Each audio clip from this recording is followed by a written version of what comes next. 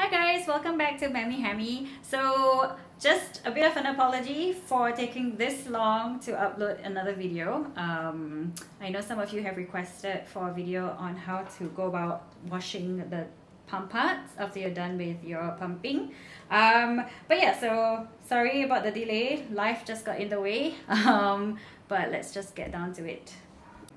Okay, so just before I start showing how I wash up, I just want to show you how I actually store the bottle and pump pads after each pump at work. So I usually pack them in Ziploc bags like this. So each of the bottles get a separate bag and then it goes into here.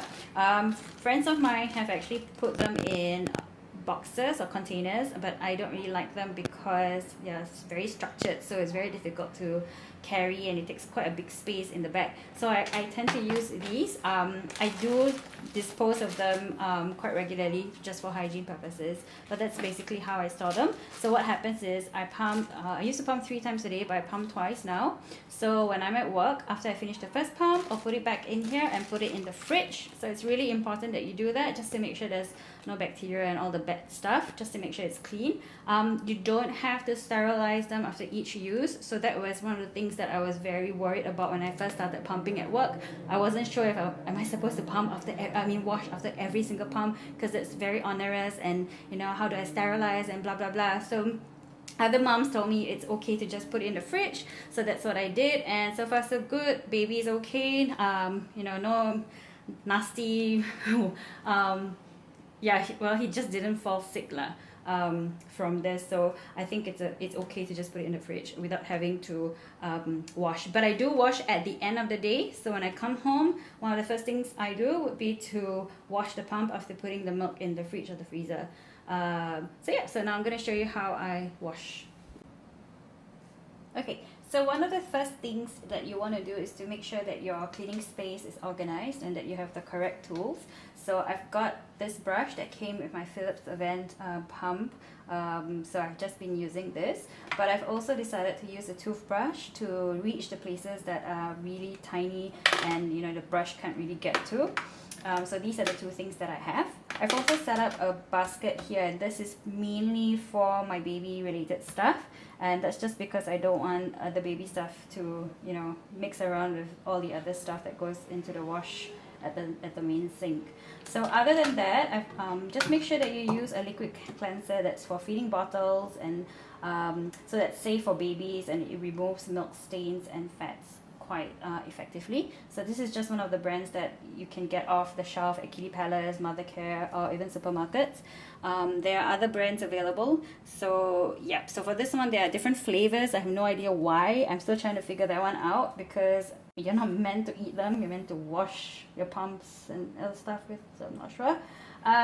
But so these are the tools that I have. Okay, so then when it comes to washing, what I usually do is when I come back, I'll just give it a quick rinse with tap water. Some people actually use a little bit of warm water just to make sure that the milk fats get diluted a little bit more faster. So I put a little bit of soap inside, then I mix it with water and just give it a good shake. And sometimes I've done it for the other bottles, so sometimes I'll just shake them and then I'll just leave it upside down for a while, and then I'll just go and do my other stuff in the house. But then most of the times I actually just wash it at the same time. It's only when I'm super busy. So then I'll just give it a good shake and use the big brush for the bottle and just give it a good clean, making sure that you've reached all the corners of the bottle. So it's actually really important to ensure that you clean the bottle thoroughly. You don't want to see any milk stains at the end of the wash. Okay, so what I usually like to do is I also like to feel with my fingers just to make sure you don't have any of the stickiness from the milk. I don't know if you would describe it as sticky, but there's a particular, if it's not clean. So I just like to make sure with my fingers. So once that's done, I'll just rinse it. So if let's say after work I'm not able to immediately wash, then I would actually use warm soapy water but because my previous pump was quite recent, so it's not that sticky or dirty. So that's done. Okay, so then I put it aside into my sterilizer. And so these are the other parts that you wash. So other than the bottle, you'll need to wash this bit, which is the, I don't know what you call it, the valve, and this bit as well, which is this part. Okay, so essentially just 4 parts of the pump if you're using the real Bubby. Even for the Philips Avent, it's the same. The only difference is the Philips Avent has a cushion to wash.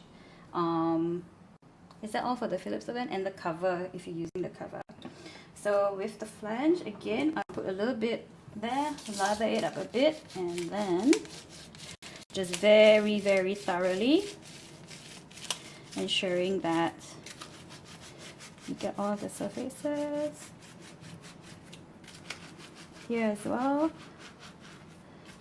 So then I have to give it a good feel again just to make sure I've got everything. And this is where the toothbrush comes in really handy. So just rinse it a bit. You can use any toothbrush. This is a brand new one that I haven't used. And you do that just to make sure you've got the insides, because this is really where the milk actually travels. So it really travels on this path. So it's important to keep it clean.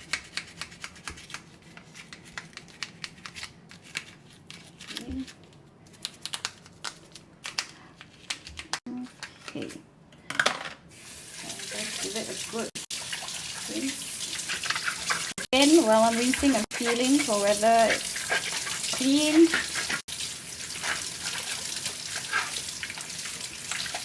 So I'm quite thorough just because I'm very paranoid about dirty stuff. Not OCD, but very concerned because I've heard of, okay, anyway. So this is the other part. So this is the tricky part where you can't really reach with the main brush. So this is where I use the toothbrush and just ensuring that it goes in this way and just ensuring that you get it scrubbed really well, because again, this is where the milk goes. Okay, so some people say that you need to replace this quite often, and I think it makes sense as well, because that's where bacteria will grow, right? But I guess if you clean it really thoroughly and you're really careful, I think you can use it for quite a long time. I honestly have not changed this, and I've used the pump for a few months already since my first video. I know some of you are probably disgusted, but I'm really, really careful with how I clean it, and my husband's really good at cleaning as well. Okay, and then that goes into the sterilizer, and then this is the last part that needs to be cleaned. So for this one, I just use the big one. Let's give it a good scrub down and rinse. That's pretty much it. So that's one side.